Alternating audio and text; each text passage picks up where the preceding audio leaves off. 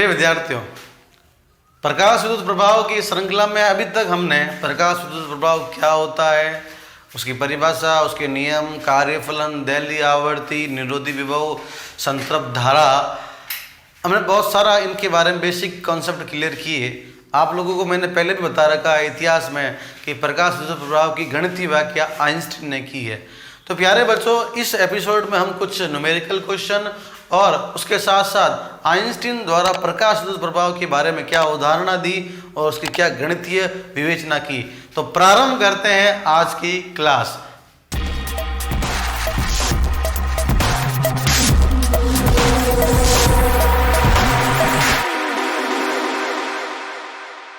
तो प्यारे बच्चों, तो अपन जो कल होमवर्क दिया था उसको पहले सॉल्व करते हैं, उसके बाद आगे बढ़ते हैं।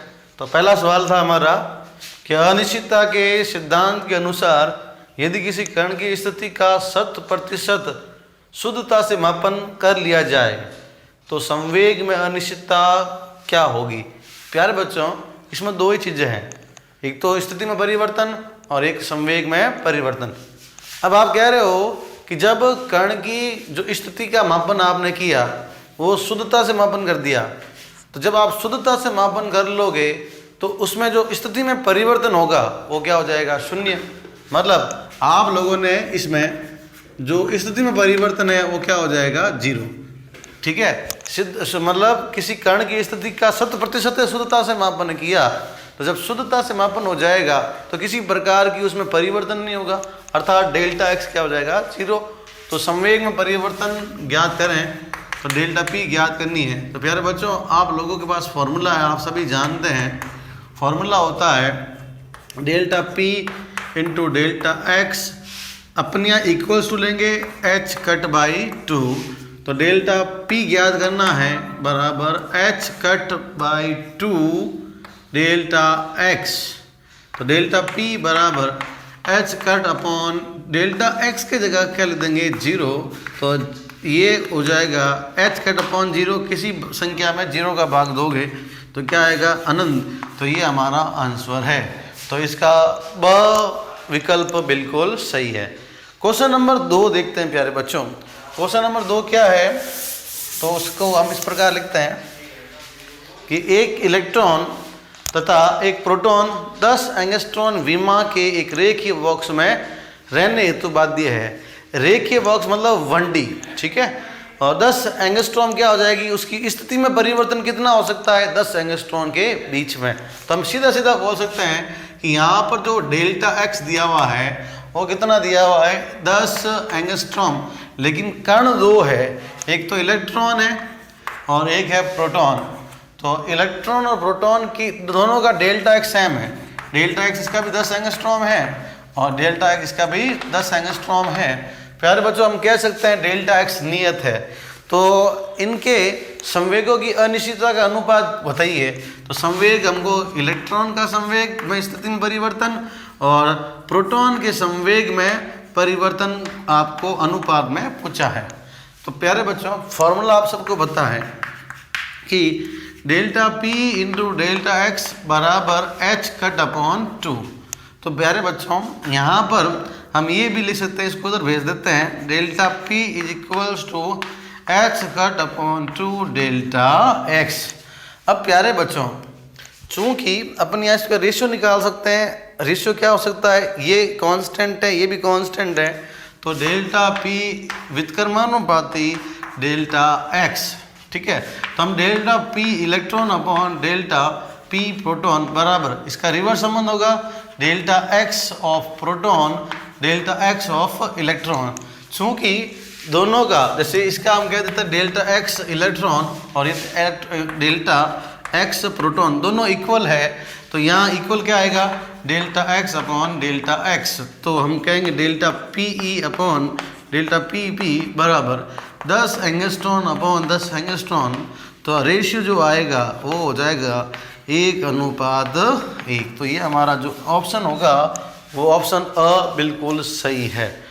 तो क्वेश्चन नंबर 3, यदि किसी कण की अनिश्चितता 0.1 नैनोमीटर है। प्यारे बच्चों, यहाँ पर कण की अनिश्चितता और ये है स्थिति में अनिश्चितता। तो हम लिखेंगे इसका सॉल्यूशन और गिवन क्या कह रहा है इसमें, ये कह रहा है कि अनिश्चितता स्थिति में डेल्टा x बराबर हो जाएगा 0.1 नैनोमीटर। इस नैनोमीटर की जगह हम लिख सकते हैं 10 की घात -9 मीटर। अब कह रहा है उसके संवेग में अनिश्चितता, सिंपल सा क्वेश्चन है, डेल्टा p ज्ञात करना है और आप सभी जानते हैं कि delta x into delta p बराबर h कट बाई 2। तो यहाँ पर ये हो जाएगा डेल्टा x के स्थान पर आप ऐसे भी लिख सकते हो डेल्टा p बराबर h cut upon 2 delta x। Delta p बराबर h कट की वैल्यू 1.054 इंटू 10 की घात -34 डिवाइड बाई 2। डेल्टा x कितना है 0.1 इंटू 10 की घात -9। इसको सॉल्व करना है और आपको आंसर लाना है, तो इसका आंसर जो आएगा लगभग 0.53 इंटू 10 की घात -24 और संवेग का मात्रक होता है किलोग्राम इंटू मीटर बटा सेकेंड। तो ये था आपका थर्ड क्वेश्चन। अब चौथा क्वेश्चन देखते हैं। चौथा क्वेश्चन कहता है कि किसी परमाणु में उत्तेजित ऊर्जा का आयुकाल, हमने आयुकाल लिख दिया डेल्टा टी बराबर 1 × 10⁻⁸ सेकेंड। उत्तेजित अवस्था से संक्रमण से उत्सर्जित फोटोन की आवर्ती में न्यूनतम अनिश्चितता ज्ञात करो। यहाँ आवर्ती में अनिश्चितता पूछी है तो डेल्टा न्यू पूछा है। क्या पूछा है? Delta nu. तो हमारे पास फॉर्मूला आप सबको पता है, हमने हाइजेनबर्ग का अनिश्चितता का फॉर्मूला इस प्रकार भी लिखा था, delta E into delta T बराबर एच कट बाई 2। और डेल्टा ई को क्या लिख सकते हैं? ये लिख सकते हैं H delta nu into delta T बराबर एच कट बाई 2। तो हम इसमें फॉर्मूले में जो ज्ञात करना है उसको एक तरफ रखो, डेल्टा न्यू बराबर H cut upon 2 H delta T. और आप सबको बताओ एच कट का मतलब एच अपॉन 2 पाई होता है, तो delta nu is equals to H upon 2 pi into 2 और ये हो जाएगा एच डेल्टा टी। एच से एच कैंसिल हो जाएगा, ये हो जाएगा 4 delta nu 1/4 pi delta T है। अब आपको क्या करना, put the value get the answer. तो वैल्यू पुट करते हैं, तो उसको यहाँ देख लेते हैं अपन लोग, ठीक है। तो इसका क्या हो जाएगा सॉल्यूशन, देखिए delta nu is equals to ये हो जाएगा 1/4 पाई और डेल्टा टी की वैल्यू है 1 × 10⁻⁸ और ये सेकंड में रहेगा, आवर्ती हर्ट्ज में आएगी। तो इसको सॉल्व करते हैं हम लोग। तो इसका जो आंसर आता है इसको सरल कैसे करेंगे अपन लोग, इसको ऐसा लिख सकते हैं बच्चों, 10 की घात 8 ऊपर पॉजिटिव हो जाएगी, 4 पाई को हम लिख सकते हैं 22/7 और इसको ये भी लिख सकते हैं डेल्टा न्यू बराबर 10 की घात 8 को 100 इंटू 10 की घात 6 और इंटू 7 अपॉन ये हो जाएगा 4 इंटू 22। ये जब कट जाएगा तो ये लगभग 25 होगा, 25 इंटू 10 की घात 6 इंटू 7 अपॉन 22। तो इसको जब सॉल्व करेंगे लगभग आपका आंसर आएगा 7.9 इंटू 10⁻6 हर्ट्ज। अपन इसको लगभग कह सकते हैं कि 8 इंटू 10 की घात 6 हर्ट्ज होगा। ये हमारा आंसर है। तो ये देखे हम लोगों ने 4 क्वेश्चन।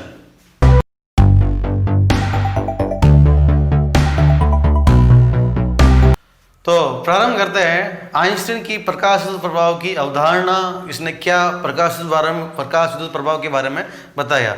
तो प्यारे बच्चों, आइंस्टीन क्या कहता है कि मान लीजिए ये धातु की सतह है, ये धातु की सतह है, इस पर आपको सबको पता है मुक्त इलेक्ट्रॉन पाए जाते हैं।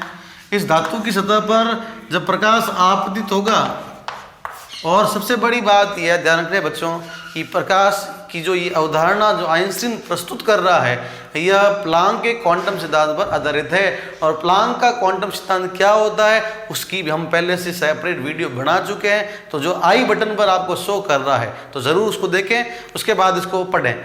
अब प्यारे बच्चों, प्लांक कहता है कि प्रकाश असंख्य फोटोन से मिलकर बना होता है। इसका मतलब प्रकाश में क्या आएगा, फोटोन आएगा। और आप सबको पता है कि फोटोन की ऊर्जा E बराबर क्या होती है, h न्यू। तो ये आइंस्टीन कहता है कि जब ये प्रकाश धातु की सतह पर आपतित होगा तो जो फोटोन की ऊर्जा है वो 2 भागों में विभक्त होगी। पहले आर्य फलन के रूप में, दूसरी इलेक्ट्रॉन जो निकलेगा उसकी गतिज ऊर्जा के रूप में। तो मतलब जैसे प्रकाश आपतित हुआ, इलेक्ट्रॉन यहाँ से उत्सर्जित होगा तो जो ये फोटोन की ऊर्जा होगी वो दो भागों में विभक्त होगी। एक तो हो जाएगी किसके पदों में, कार्यफलन के पदों में, और दूसरी हो जाएगी किसके पदों में, गतिज ऊर्जा के पदों में। ठीक है, तो ये इसको हम कह सकते हैं अधिकतम गतिज ऊर्जा से निकलेगा, कार्यफलन को फाई नॉट से रिप्रेजेंट करते हैं। और प्यारे बच्चों, फोटोन जो है ऊर्जा संरक्षण के नियम की पालना करता है, अर्थात इलेक्ट्रॉन उत्सर्जन से पूर्व की ऊर्जा इलेक्ट्रॉन उत्सर्जन के पश्चात की ऊर्जा क्या होगी, बराबर होगी। तो इसको किस प्रकार लिखेंगे हम लोग वो देखते हैं। इधर हम कहेंगे इसके बारे में क्या बात लिखेंगे, इसके अनुसार जब धातु की सतह पर प्रकाश आपतित होता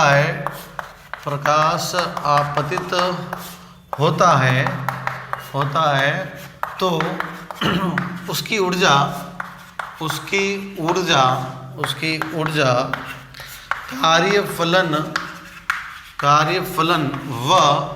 कार्यफलन व गतिज ऊर्जा के रूप में परिवर्तित हो जाती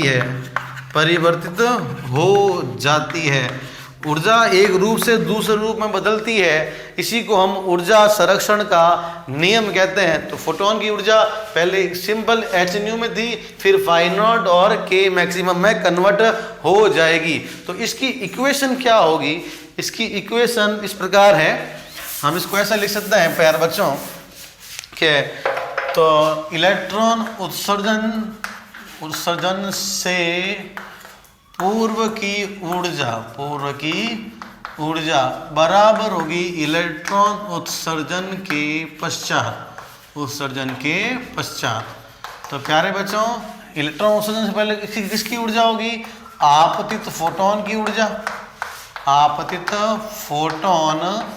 ऊर्जा जिसको अपन E से डिनोट करेंगे, बराबर फिर किसके पदों में कन्वर्ट हो जाएगी, कार्यफलन, इसको फाई नॉट से लिखेंगे, प्लस अधिकतम गतिज ऊर्जा जिसको अपन k मैक्स से लिखेंगे। तो इक्वेशन के रूप में लिखे E बराबर क्या हो जाएगी, E बराबर phi naught plus k max, या ऐसा लिखें k max is equals to E minus phi not.